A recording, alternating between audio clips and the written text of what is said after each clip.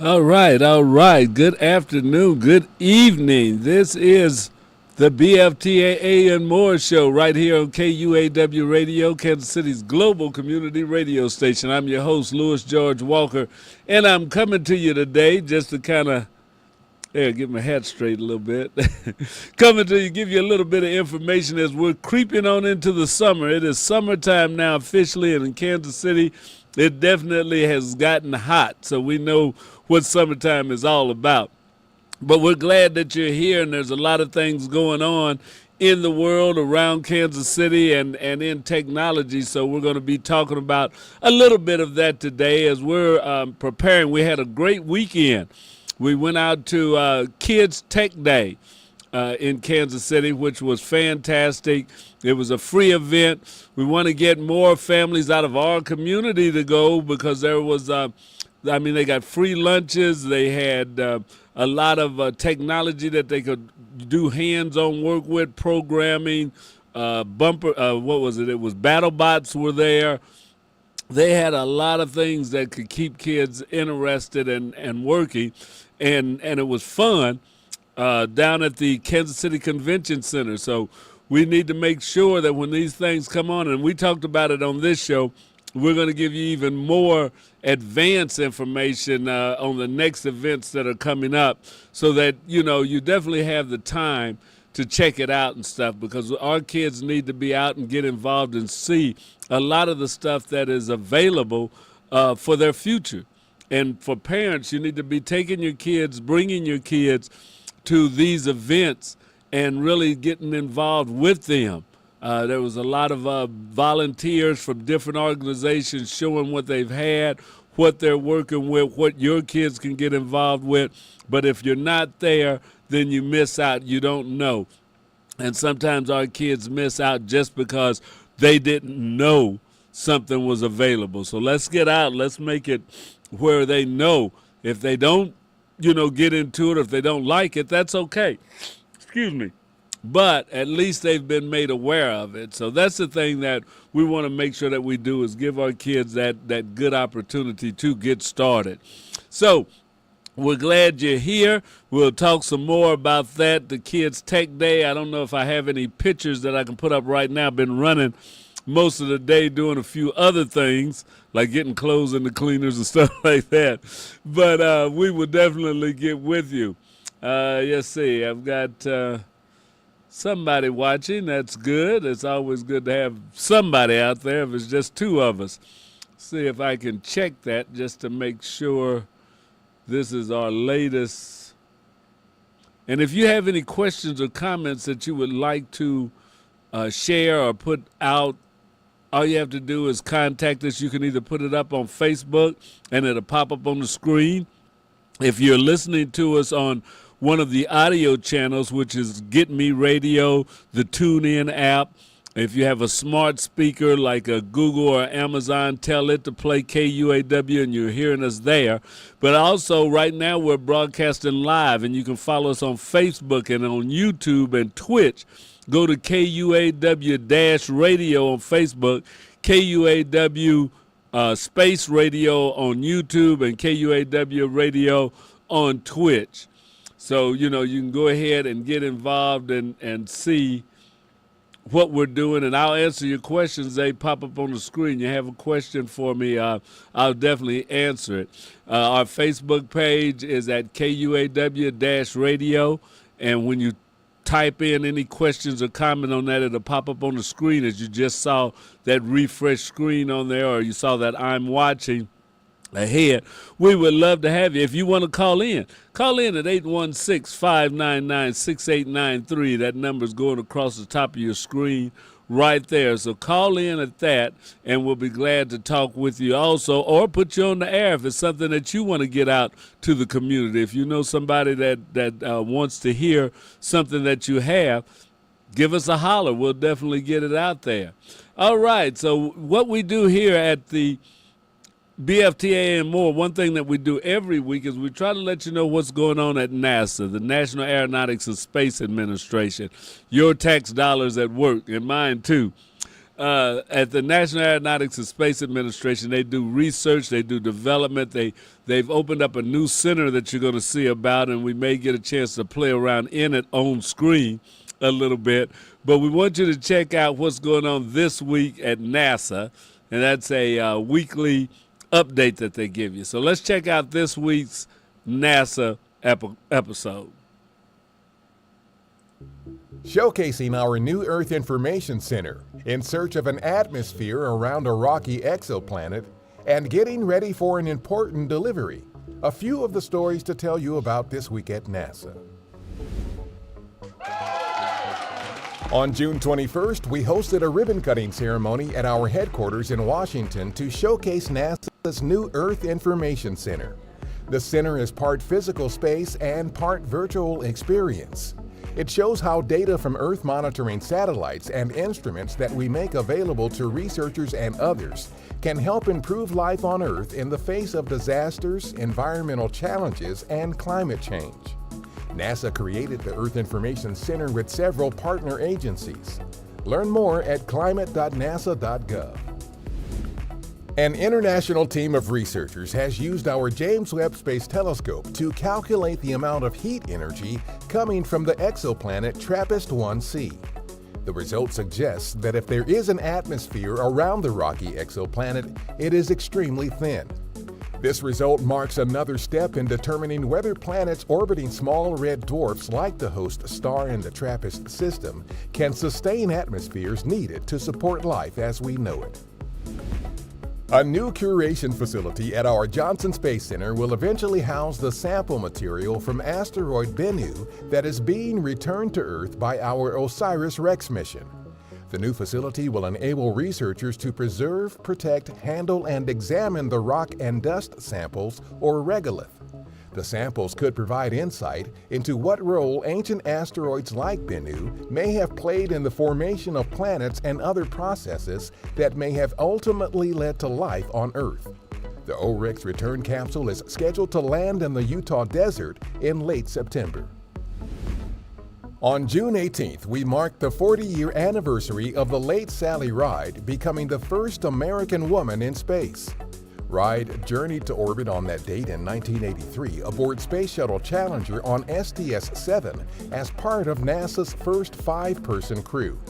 The 6-day mission also featured the first release and retrieval of a satellite using the Canadian robotic arm and the launches of 2 other satellites. That's what's up this week at NASA. For more on these and other stories, follow us on the web at nasa.gov/twan.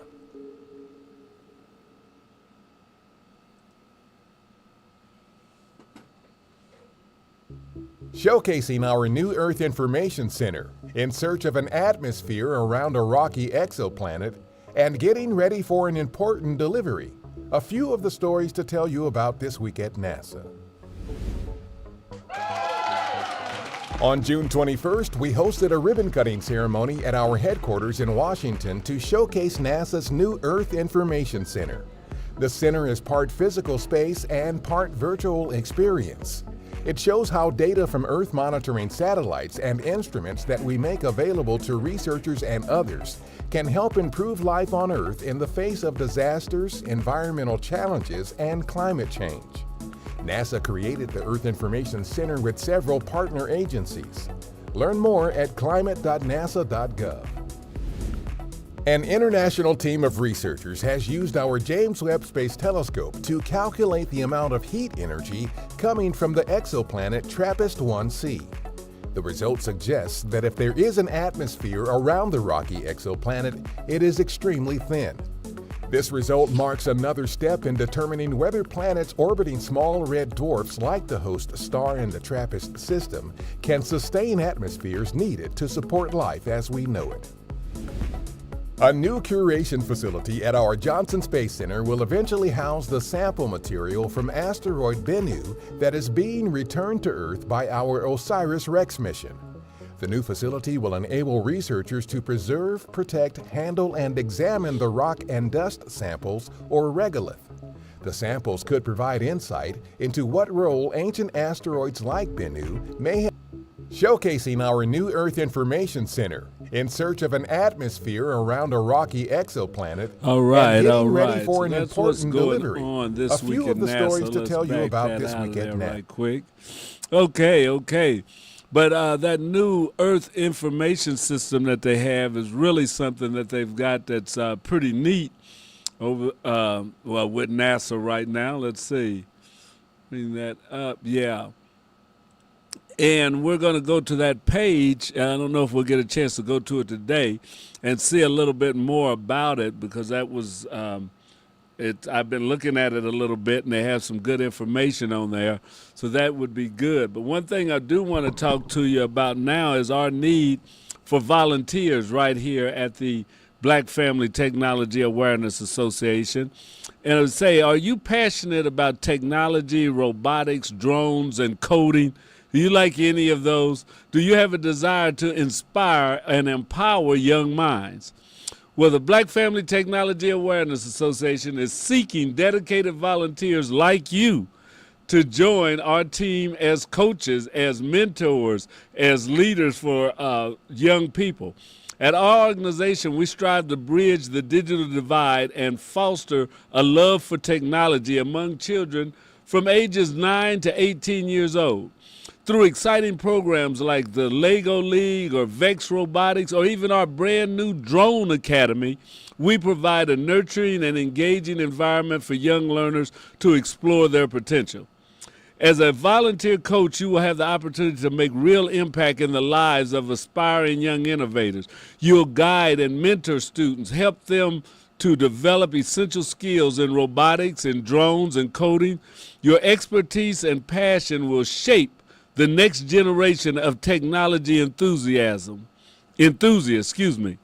So that's one thing we want to look at. And at the time, we understand the importance of work-life balance. Don't get us wrong, which is why we need volunteers, mainly on Saturday from 12 p.m. to 2 p.m.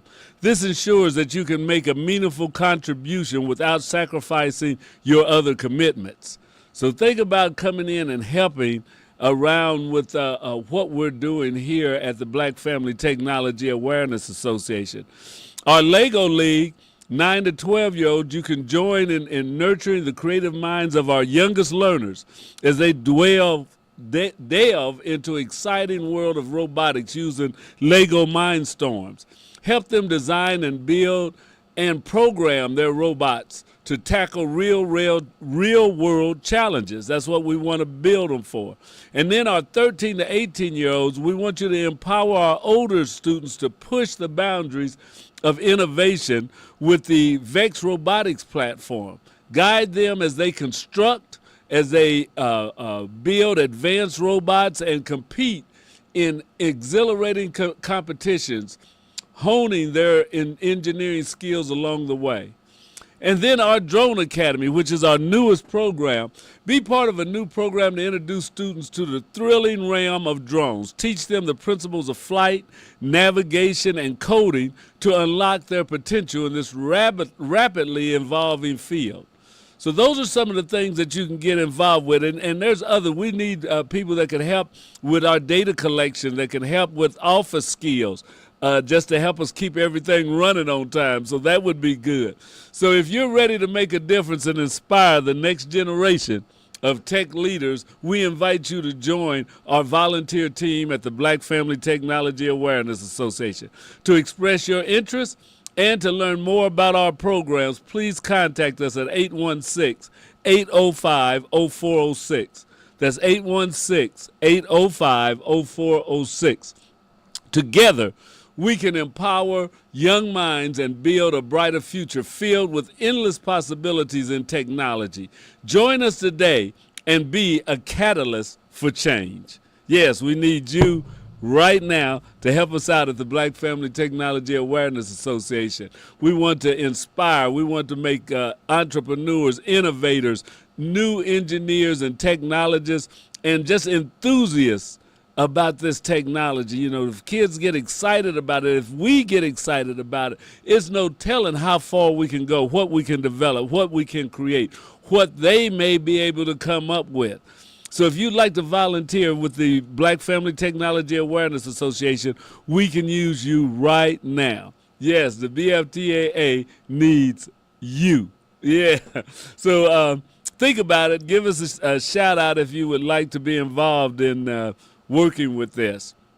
Oh, my monitor speaker isn't here right now. That's one thing I'm noticing missing because I took it down to the kids' tech fair, which we didn't get to use it because I took the wrong cable after I got down there. But that's a whole nother story. We won't go into that anymore. But yeah, we've got to learn to get our travel kits, our travel essentials together before we go out so that we're not scrambling trying to put things together, which, we're getting better at it. We've only had 20 years to work on this. But if you would like to volunteer, if you'd like to help out, be sure and contact us. You can also hit us up on Facebook, on Twitter. Go to KUAW, put in KUAW or BFTAA. We're on all of the sites. We're on Instagram. We don't have a TikTok yet, but we'll see about getting that. But if you want to get in touch, if you just want some more information, shoot us a line. You can email us at bftaa@sbcglobal.net. Or you can go to KUAW985@gmail.com. That is our audio side.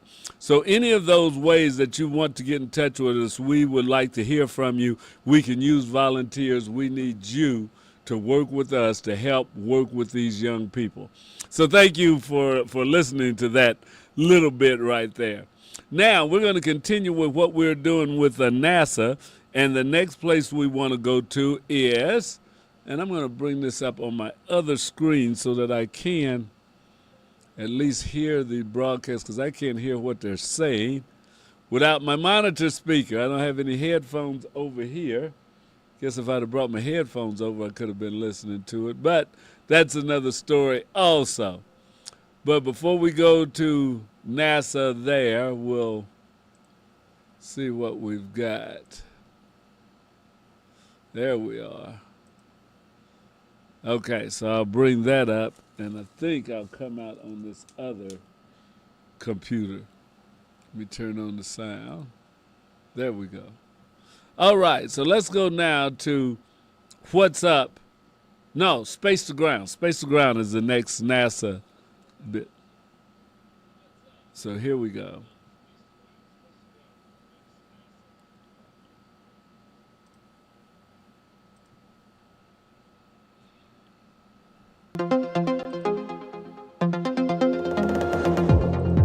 Welcome to Space to Ground. I'm Jaden Jennings.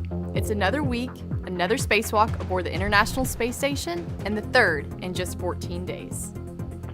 On Thursday, June 22nd, Roscosmos cosmonauts Sergei Prokopyev and Dmitry Petelin completed a spacewalk outside the orbiting complex. The team retrieved several experiment packages from the Poise airlock and installed communications equipment. It was the 7th spacewalk for Prokopyev, the 5th for Petelin, and the 266th spacewalk in support of station maintenance and upgrades. Last week, the 4th and final crew member was announced to SpaceX Crew 7. Roscosmos cosmonaut Konstantin Borisov will fly as a mission specialist, completing the Space Quartet. Borisov joins previously named crew members NASA astronaut Jasmine Mogbelli, ESA astronaut Andreas Mogensen, and astronaut Satoshi Furukawa from JAXA. The crew is scheduled to head to the space station no earlier than mid-August, launching from the Kennedy Space Center in Florida. We look ahead to the conclusion of the 28th SpaceX commercial resupply mission, returning over 3,600 pounds of cargo to Earth next week. The cargo will include a special chair that has been used in the European Space Agency studies, grip and grasp, for almost 6 years on the International Space Station. In that time, dozens of crew members have taken part in activities that will help scientists better understand the way astronauts' brains and the force of their grip changes after living in microgravity.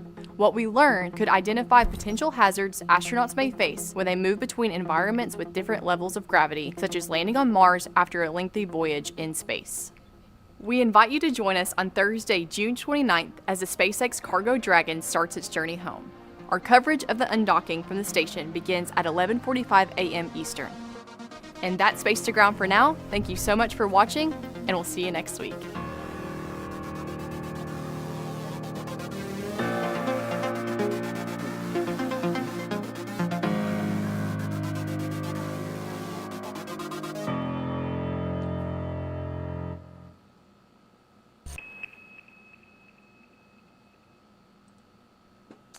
All right, all right. So that's space to ground and letting you see some of the things that go on up in the space station. The space station has been a fantastic thing that's been manned for quite a few years now, and I've had a lot of people up there. So that is really a an experiment that continues, and we're learning more and more. So that's what we want to get our kids involved in. We want them to be researchers and people that will be able to travel and do things like that. And it's for all those people that you see up in space, which is 5 or 6 of them, there are hundreds of people down here on Earth, or I maybe even say thousands, that help keep that space station going and work with the experiments and everything that's going on. So there are a lot of people in the background that you don't see, scientists, professors, engineers, computer science people, and mechanics, people that are working, doing a lot of good paying jobs that help keep that up. So that's one thing we want to look at. You may not become an astronaut, they may not go into space, but then they may. But there's all kinds of jobs and opportunities that are right here on Earth because of the space station being up there.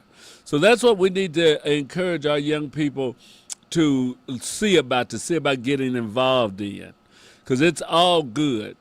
So that's my thing. You know, I've always been that kind of science kid that liked experimenting and things like that. So I try to pass that on to whoever is interested. Everybody's not interested, and we know that, but that's okay. We're not all made to do the exact same things, and that is what the difference is. Our differences are what make us human.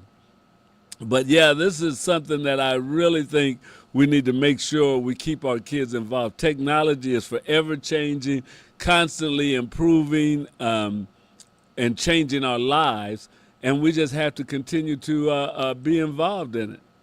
It's, you know, something that we should be interested in, and something that we should be working with our young people. So that was it. That was the two things that I wanted to show you there. Now, the other thing we want to talk about, one thing that is coming up where BFTAA will be on site.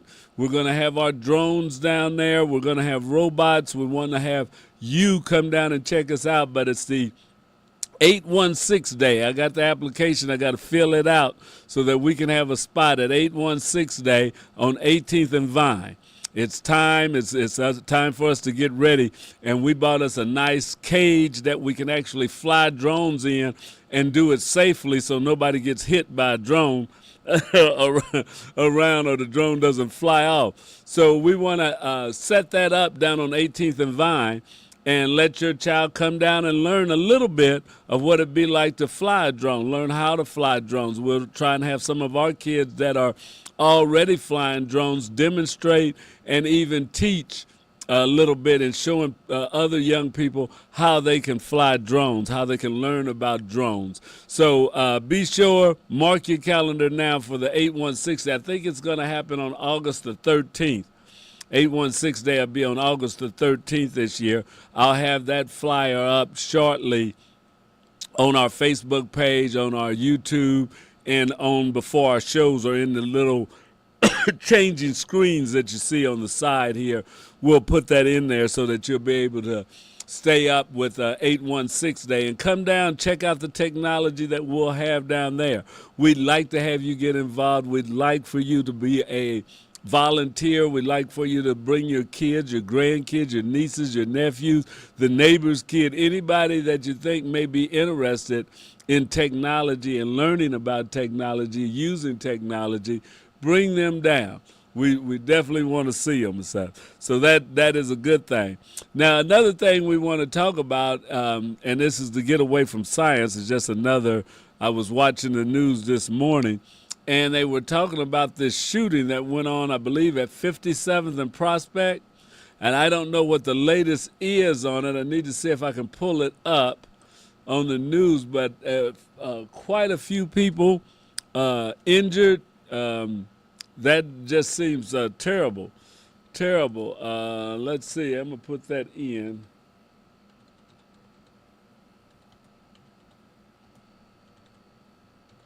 And see what comes up.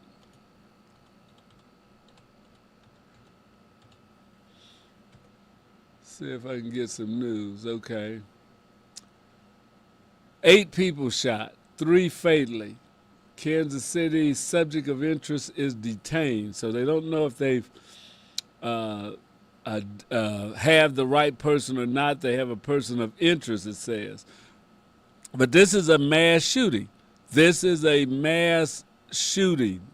8 people shot, 5 people killed. That is another mass shooting. And sometimes it goes by us and it doesn't seem like we're paying it much attention. But that is a large number of people to get shot at one time. 3 people shot and killed in a shooting at 57th and Prospect. Kansas City police spokesman said detectives identified one other person who was shot Sunday in the incident and arrived at a local hospital. So this is, I don't see any details on it, but we've really got to get this in hand about these guns, about this violence, what people are doing. This is, okay, yeah, here we go. We've got some charges filed on that. Okay, charges have been filed. The first charges from Sunday's deadly mass shooting have been announced. Kevon Green, 26, was charged with first-degree assault and armed criminal action in connection with a shooting that killed 3 and wounded 6 more. More charges are expected later this week in the case, according to the Jackson County Prosecutor's Office. The shooting happened early Sunday morning in Kansas City. This case remains under investigation and other charges are anticipated. The defendant, identified today, remains in a Kansas City hospital and in custody. Boy, now that is something there. And it's still a developing story. A lot of things are still going on with this. Police found 3 shooting victims in a parking lot and the street just south of the intersection when they arrived at the scene at 4:30 a.m. Those 3 victims, 2 men and 1 woman, died at the scene. On Monday, police identified the 3 victims who died as 28-year-old Jasty Strong, 29-year-old Camden Brown, and 22-year-old Nico Manning. Oh, that's terrible. Officers say at least 6 more shooting victims arrived at various hospitals by private vehicles or ambulances. Police say they have non-life-threatening injuries. The KCPD initially identified the 5 surviving victims before connecting a 6th hospitalized person with injuries from the shooting. As a result of their investigation, police identified a subject of interest at a residence in the 5300 block of Martha Truman Road in Grandview, Missouri. Detectives responded to that location after 5 p.m. today, and took an adult man into custody without incident for further investigation. The investigation is ongoing and detectives are still gathering evidence to present a case to prosecutors for consideration of applicable charges. The identity of the man taken into custody will only become public if charges are filed. Of course, we know they've already mentioned that, so this was printed before. Kansas City mayor chimed in online after yet another mass shooting in the city. My condolences to the families of the 3 people killed, Mayor Quentin Lucas said in a series of tweets Sunday morning. If the business knew persons would be present without security, selling alcohol and thwarting our laws, that business should be closed. So it says the people were killed at an apparent after-hours gathering near 57th and Prospect. So some kind of after-hours party or club where this happened. That just really is bad there. And we've got this. That's a lot of people. There's 3 people's lives lost, and then people that are hurt. They're non-life threatening, but to be involved in a shooting can leave scars. There can be PTSD from this, and even those people that witnessed it and were around it. So this is not something to take lightly in any shape or form, but we definitely have to do something as a community to stop this, to eliminate a lot of this shooting and killing that's going on in just huge numbers. I mean, it's not like a fight. It's not like even one person getting hurt that's fighting another. This is mass killings. This is killings on a different level. This is 3 people dead in one incident, and could have been others. It's just by the grace of God, because if you got hit, it could have been a life-threatening wound. It wasn't, but that's just by the grace of God.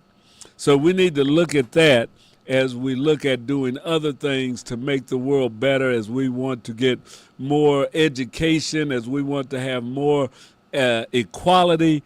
We definitely have to stop a lot of the killing that goes on in our community and in this country in general. Not just in our community. There was a young man taken into custody in some small town this morning also that was on the news. So it's not that it happens just in our community, but we definitely have more than our share of the shootings and killings that happen. Somewhere up, I think it was north central Missouri or somewhere where there was another shooting.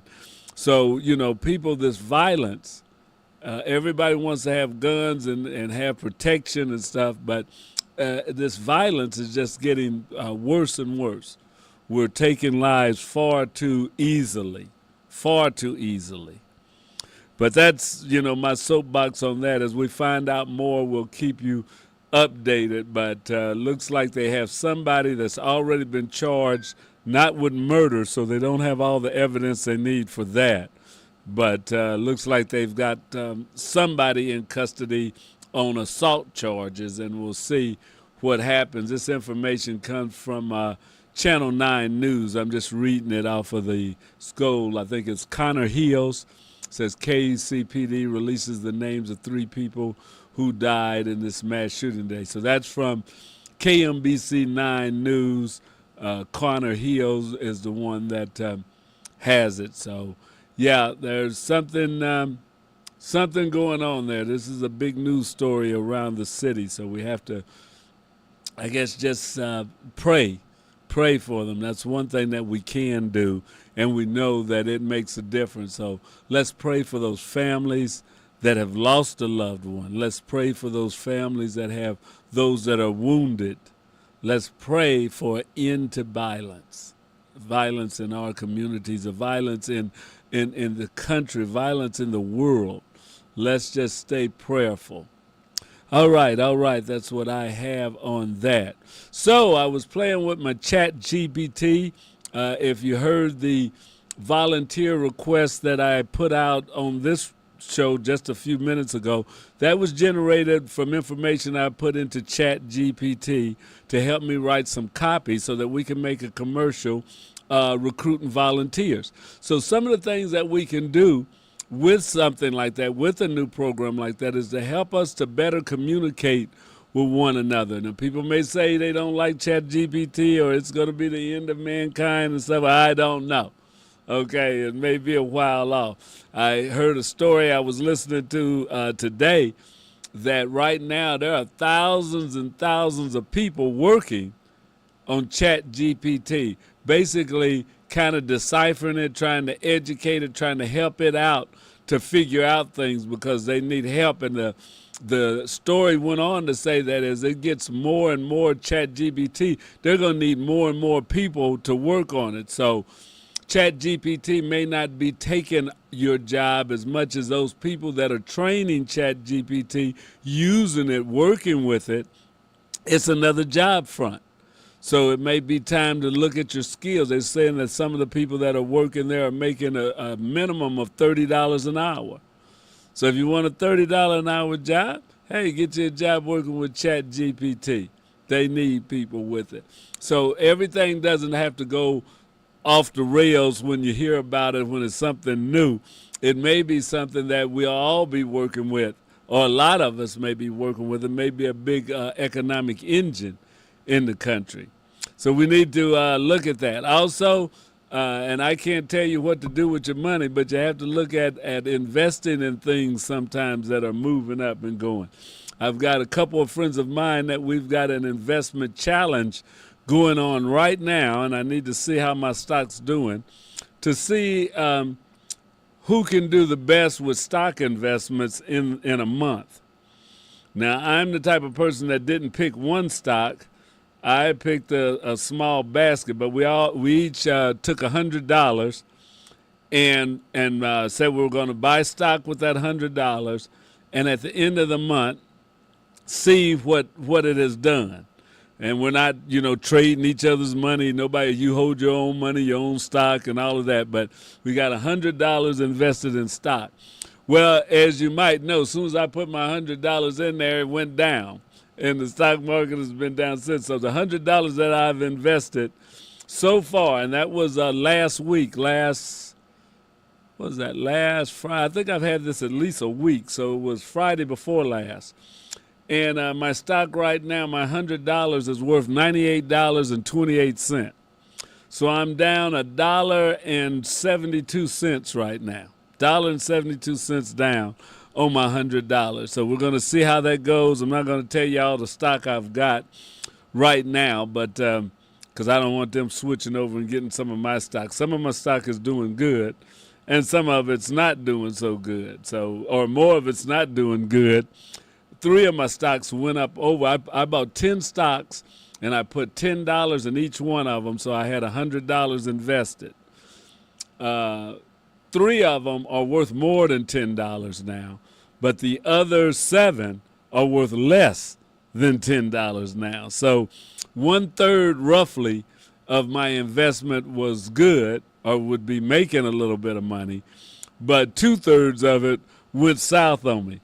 And that is the stock market. I mean, it's not that you get into it to gamble or try and get rich. I tried to invest in some technology stocks, some consumer goods, some agricultural things, also in some oil. And those were things that I figured we're going to be needing, that we're going to be working with. I did do an entertainment stock in there too, and it's not doing good. As a matter of fact, it's next to the bottom. And one of my technology stocks is on the bottom. So, it's all come and go there. But some of them are doing good. I will let you know at the end of July how I fared in this competition and how I did against my friends on this. But this is a way to kind of learn about stock, and that's something that you may consider doing. If you've got a friend or two, or if you just want to do it yourself, you can take, and a lot of things will sell partial stocks. You don't have to buy a whole share. A lot of the apps that you have and stuff now, you can invest whatever amount that you want on different apps. You don't have to buy the whole stock. You can buy half a stock. You can buy 1/10 of a stock. But that's a thing that you could do, and start looking at companies, start reading about their profit and earnings, see what it is that may think, you think that this is the next one, and start learning about investing. Because investing is just like people buy houses and real estate. That's an investment property too. And sometimes they do good, sometimes they don't do good. People will tell you can make money, you can lose money in anything. But we need to learn how, as we start talking about this generational wealth, that's one way to build it, is to have investments and to invest in things that are going to be beneficial. I was reading an article today about some of the 10 tips of wealthy people, some of the things they do, and a lot of it is to invest more into things that are not depreciating. So depreciating goods are not a good investment, like a car. So if you buy a car, 99% of the time, it starts going down in value. Now, there's some cars that are worth more now than they were when they were first made that are really up there. But most of your cars go down in value. Most of the people that have money, they'll either pay cash for a car so that they're not trapped in the interest, and they'll either try and pay it off quickly. The last car I bought, I got it on a 3-year loan. It wasn't new. It was an older car, but I got it on 3 years. I said, if I can't pay it off in 3 years, I don't think I need it.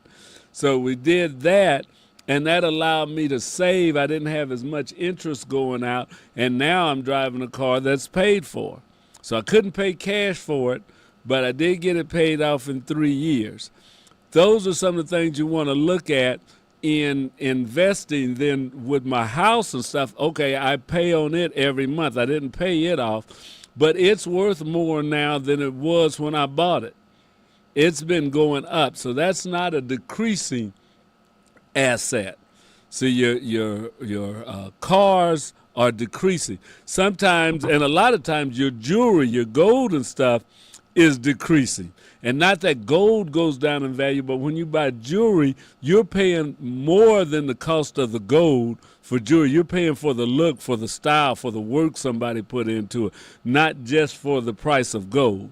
So you can buy a $250 gold ring and turn around and take it to sell the gold that's in it, and they're not going to give you $250. You can buy a $1,000 gold ring, and it's going to have some gold in it. It's going to be worth something. But if you try to sell it just for the gold, I bet you it's not going to be worth $1,000. Okay, so if you're going to invest in gold, you have to buy bullion, which is just pure gold. Nobody's hammered on it or done any of that and stuff. And that is all gold. But you pay for the beauty of a ring or of a chain around your neck. Somebody had to make those links, and the store had to set it up and sell it to you and all that. So we need to look at our investments. We need to look at the way we think about investments, because all of that will have to do with our generational wealth. So as we talk about good jobs, learning technology, and all of that, making $30, $40 an hour, making salary pay of 6 figures or more, is all well and good, but it's what do we do with it after we make it? Yes, you can make good money, but if you don't know what to do with it, and a lot of times it's not that you're stupid or anything like that, we just don't know. And we may make good money, but then we don't invest it wisely. Or we're scared to invest it at all, and we say, well, I'll just spend it. At least I know I used it. And, if that's the way you want to be, that's the way you want to be. But if you want to stop generational, neediness, if you want to make generational wealth so that's something you can pass on, then you have to think about saving and growing and giving the money to somebody else. That's a big thought. Now, a lot of people really think, I don't know, my kids might do this, that, and other. And my uncle, they sold his house, this, that, and other happened. Well, if you want to think of the negatives, then that's the way it's going to be. But you have to think that if we really want to stop, we need to educate our kids while we're getting educated on it, so that we know how to make those investments that count. So we're going to talk a little bit more about this. Like I say, I'm in a contest with 2 other people to see who makes the best investments on our $100 out there. Right now, I don't know how they're doing, but I can say that I am down from my $100. The stock market has been down, but that's the way it is. I haven't lost a lot, but it hasn't made a lot either. Although I see there's 2 or 3 stocks that I say, okay, I may need to put some more money in them on my own, because they're doing okay in this down stock market. So that's the way you learn. So you may take $100, you may take $50 and buy a little bit of 5, 6, 7 stocks and see how they work for 6 months, for a year. Then you may want to invest more, or you want to continue to invest in those stocks that you have time and time again. A lot of people that do end up making a lot of money or having a lot invested in life, they just do what's dollar cost averaging. They put so much into savings or into stock every payday, regardless and stuff. It's like I'm going to put $10 in here. I'm going to put $50 in here every payday. And if you do that for years and you're watching your stock and you're learning, you can end up with decent money. The stock market over historical periods has been yielding around 9 or 10%. So no, everybody doesn't get in there and buy that stock that goes up to be worth $2 million overnight and you're just super rich. But if you can make 10% on your money, that ain't bad. And if you do that over 20 years of working or 25 years of working, you could end up with a pretty nice little nest egg. So those are things that we want you to look at. Well, my time is up right now. I talked a little bit about technology, about the crime that's going on in the city, and about investing. So that's the BFTAA and More show. That's what we do. We will be getting back with you, letting you know what we're going to be doing at 816 Day. We're always open for any of your notes. If you want to send us a text, if you want to send us a letter, if you want to post something to us, we're on the web, we're on Facebook, we're on Twitter. Just look up KUAW Radio, Kansas City, Missouri, and we'd love to hear from you. If you're interested, if it sounds good, if you know some things that you'd like to share on any of the topics that we covered, we'll make room for you. So thank you for listening. This is George Walker with the BFTAA and More show saying thanks for listening. We'll see you again next Monday. Have a great day, everybody. Bye-bye.